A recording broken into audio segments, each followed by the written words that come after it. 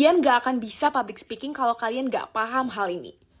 Dari sekian banyaknya teori public speaking yang perlu kalian pahami, sebenarnya di awal-awal itu hanya 3. Itu 3 hal penting yang dimention oleh Aristotle. Apa tuh Kak? Pertama adalah etos. Etos itu singkatnya adalah kredibilitas dari seorang pembicara. Karena sebagai seorang pembicara, kalian itu harus bisa membangun kredibilitas kalian. Ketika seorang pembicara itu gagal untuk membangun kredibilitasnya di depan audiens, maka semua apapun yang dikatakannya tidak akan dipercaya. Keburu kayak, dia mah siapa bisa ngomong kayak gitu? Kan dia nggak kredibel, kenapa aku harus percaya atau ngikutin dia?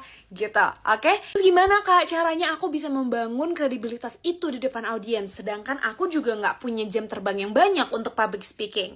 Oke, jadi hal yang pertama yang bisa kalian lakukan untuk membangun kredibilitas itu adalah menggunakan bahasa yang jelas dan sistematis. Jangan terlihat bingung ketika presentasi. Kuasai materi dan tahu benar apa yang sedang kalian bicarakan.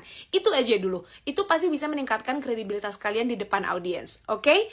Yang kedua, ada pathos. Pathos ini merupakan cara kita untuk dapat mempengaruhi ataupun mengarahkan audiens kita secara emosional. Gimana tuh Kak maksudnya? Jadi, untuk mencapai pathos ini, kalian bisa menggunakan personal touch seperti storytelling ataupun menceritakan kejadian-kejadian yang kalian tahu yang berhubungan dengan topik kalian, tapi bisa juga membuat audiens kalian itu bereaksi secara emosional. Karena ketika seseorang takut, ketika seseorang senang, ketika seseorang marah, maka respon dia terhadap sesuatu juga pasti akan berbeda-beda tergantung pada emosi yang dia rasakan pada saat itu. Oleh karena itu, jadilah pembicara yang bisa membangun emosional audiens sesuai dengan topik yang ingin kalian sampaikan. Yang terakhir dan gak kalah penting itu ada logos. Logos ini merupakan cara kita untuk dapat membujuk, mengarahkan, ataupun memberikan informasi ketika sesi public speaking kepada audiens kita secara logika. Gimana tuh Kak caranya? Kalian bisa menggunakan data-data statistik ataupun argumen-argumen dari para ahli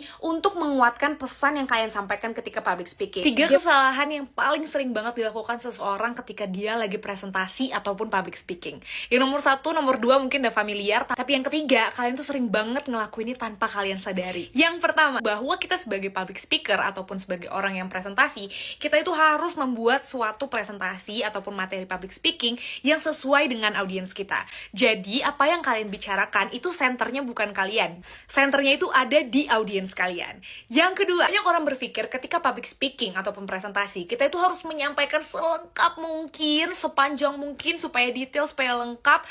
Salah besar. Karena sebagai seorang public speaker ataupun sebagai seorang yang sedang presentasi, kita tuh harus bisa merangkum kata-kata yang tertulis menjadi kata-kata conversational yang singkat, padat, dan lebih mudah dimengerti. Belum tentu semua audiens kamu tuh bisa menangkap 100% yang kamu jelaskan karena itu terlalu detail dan terlalu panjang. Dan gunakan bahasa berbicara, bukan bahasa tertulis. Oke?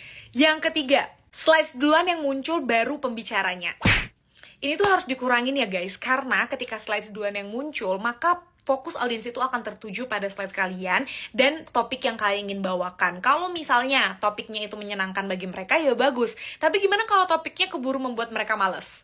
Dan sebenarnya dengan kalian tampil terlebih dahulu, kalian mengenalkan, kalian bridging ke topik kalian, sambil kalian movement untuk menunjukkan slides kalian, itu juga sebenarnya bisa meningkatkan fokus audiens terhadap gerakan-gerakan yang kalian timbulkan. Selain itu, audiens juga bisa lebih penasaran nih, dia mau nunjukin apa ya di slidesnya, kok slidesnya masih hitam gitu kan, jadi dia lebih memperhatikan kalian. Oke?